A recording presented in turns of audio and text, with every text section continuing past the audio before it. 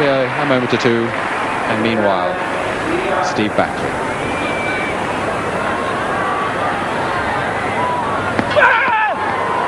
Another mighty throw, sailing well out there, and it's very close again to 85 metres.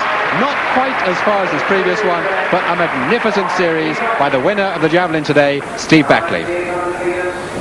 So that was the man leading us into a new era for British athletics, and here is the man now just winding down the curtain on a great era of days gone by.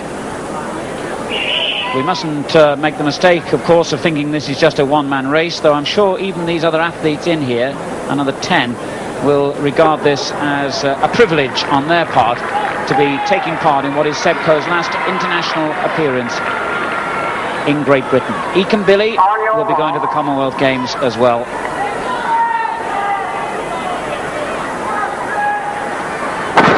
A look of great determination on Seb Coe's face.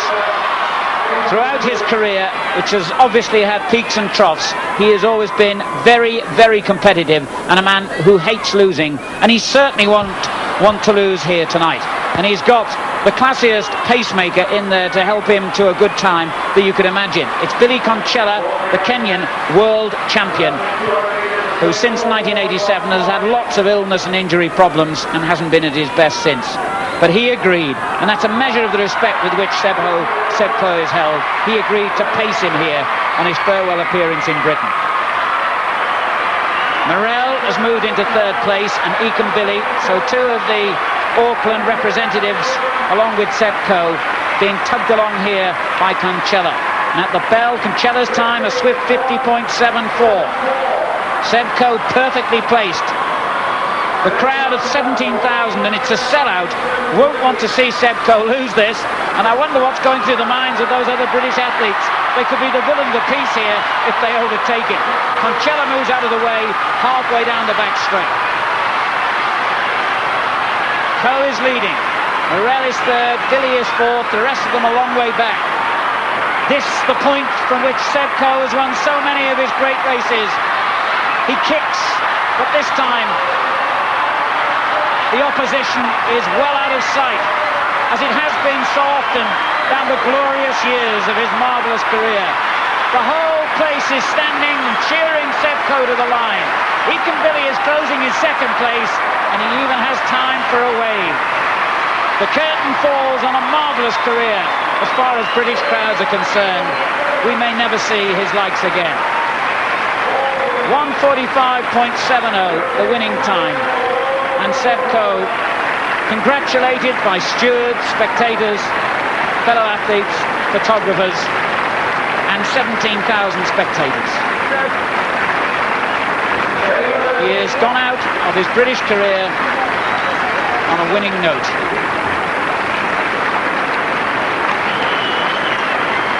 Centre stage, which he's used to, and which he may well hold again in a different career in the future. A political future stretches ahead of him, and if he brings half of the style and the success that he's brought to the athletics tracks, then Seb Coe's name isn't going to disappear from our minds one bit. Well, Steve Cram, you spent a long time in your career pursuing the records and the medals this man has won. Just give us your appreciation now as he goes off on his final lap of honour. Well, before I do, Alan, let's not forget a little event taking place in Auckland in January, and I'm sure Seb is going to wish that he can run in that event in the same fashion as he has done here tonight. The main thing, I'm sure, was that he got some enjoyment out of this as well. He's had a wonderful, wonderful career, which has lasted now for 10, 11, 12 years, and I think he wanted to make sure that not only giving enjoyment to the crowd, that it was going to be his night. Not the most wonderful weather conditions, obviously, and it would have been nice to see the sun shining, I guess, but Seb is just soaking up the atmosphere there, and I'm sure he's going to take a long, long time about taking this lap of honour, taking the plaudits from the crowd. From my point of view, yes, I'm going to be sorry to see him go. I've still got hopefully one more race against him, which will take place in Auckland if I do get picked for the 1500 metres. And Seb has always been a driving force for me. He's been somebody who is for me to aim at. And when he hasn't been there, I must admit I haven't performed up to my usual standards. He's been a motivating force for me and for many other athletes. When I've known I've going to be racing against Seb, I've got myself in good shape. And that's a measure of, as you said, the esteem which is held by not only myself but the rest of the other middle distance athletes. Well, a fitting tribute from a man who has been, of course, a great rival of Seb Coe's in his pursuit of honours himself over the years. We've seen and heard the statistics, and of course statistics don't really tell you much about the man, and I must add my praise and say he's been unfailingly polite, approachable and articulate down the years, and really it's been a privilege to be around during the Seb Coe era.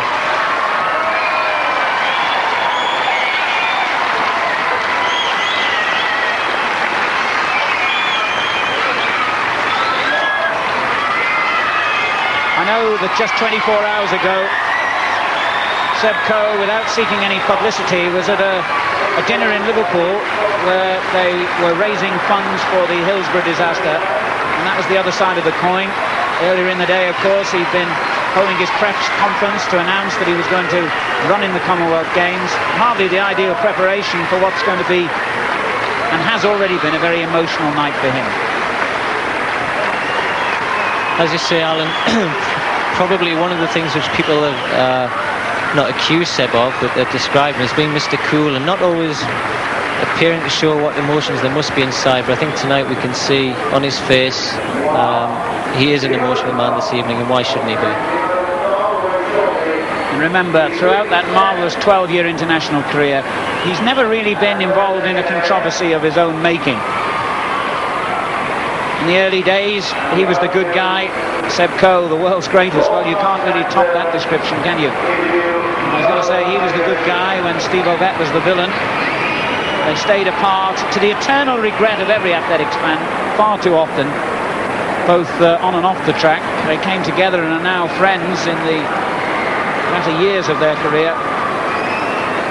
And I suppose if anybody had to say what's their greatest regret about Seb Coe's marvellous career, it would be that we didn't see him often enough on the tracks of Britain running against Steve Ovett when the two of them were at their best.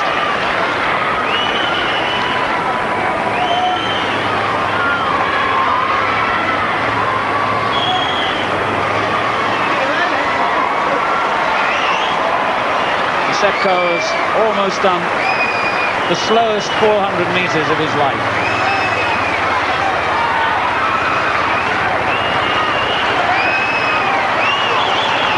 A standing ovation.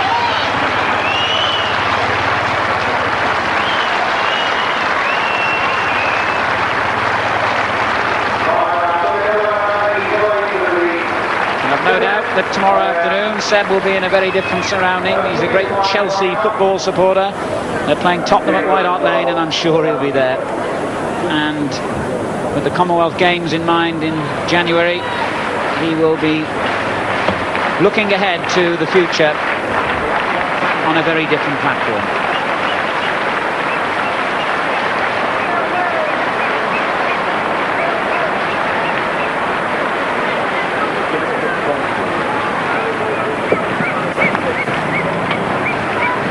He's on his way round to talk to Jim Rosenthal, and indeed the interview will be broadcast live to the whole stadium here. It just gives me one opportunity going away from Sept for a moment. I'm sure a lot of athletics fans watch the sport at its peak here on television and would like to get along to meetings. Well, there's a terrific meeting at the Blackshot Stadium in Thurrock this weekend, when we've got Linford Christie, Marcus Adam, Colin Jackson due to run, John Regis, Dalton Grant, Mick Hill, Steve Backley, all competing. Fatima Whitbread's home stadium as well. That's 3 o'clock at the Blackshot Stadium in Thurrock.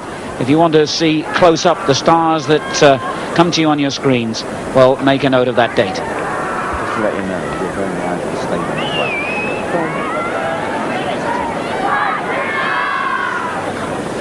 Well, Seb, we're going live to the stadium as well as on Channel 4 at the moment, and I got the impression you're going to be doing a bit of handshaking in future years. If you could, you'd have shaken everybody's hands here tonight.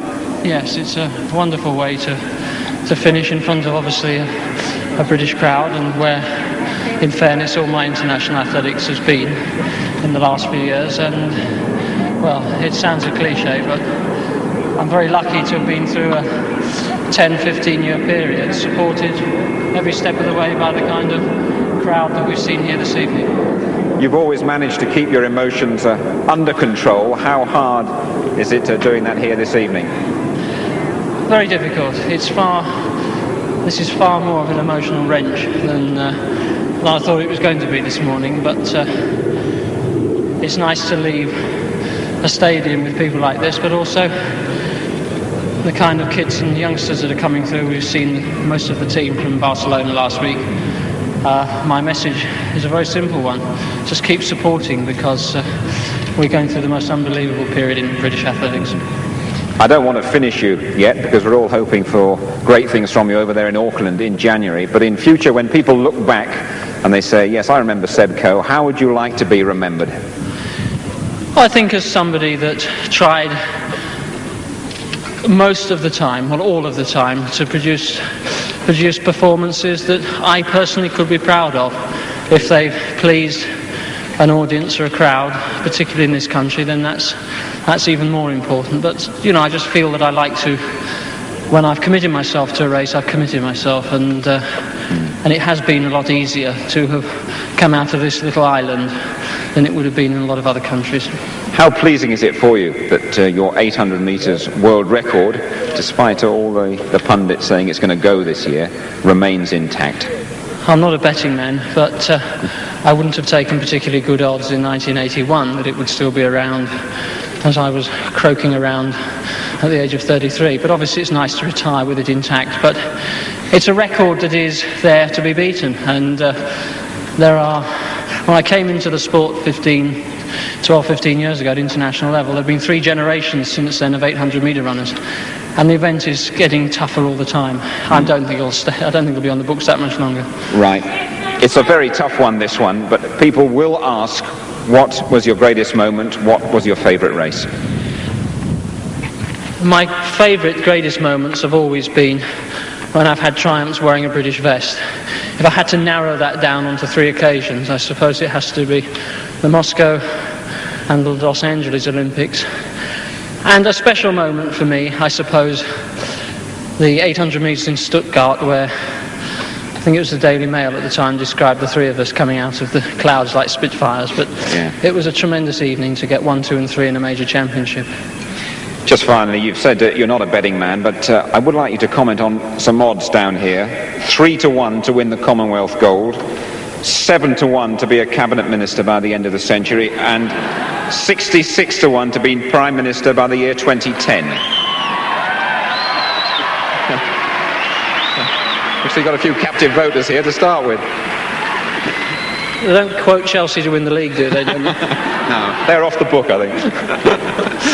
all a long way down the road, very fanciful, very hypothetical. I just like to live for the moment here in this stadium tonight, and that's really all that concerns me. Seb, thanks for the memory. Very well done. Thank you. Ladies and gentlemen, Seb Coe.